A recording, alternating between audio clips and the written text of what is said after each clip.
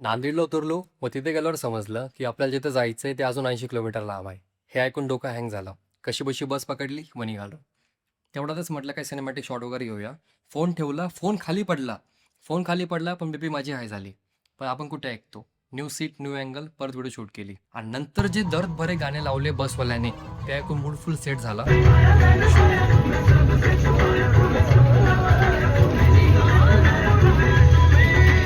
शेजारी आजी येऊन बसली. आजीला विचारलं कुठे चालले, तर आजी सांगायला लागले जे गाव गेलं त्या गावी भागवत चालू आहे. तर मागच्या 7 दिवसांपासून आम्ही सर्वजण रात्री जातो व सकाळी येतोय. हे ऐकून मनात विचार आला, एवढा कमकुवत वयात एवढं डेडिकेशन देवाची साधना.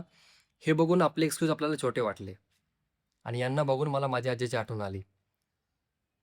तेवढ्यातच जो व्ह्यू होता आणि या व्ह्यू मध्ये जे बसवाल्याने गाणे लावलं ना, इतकं भारी वाटत होतं, इतकं भारी वाटत होतं.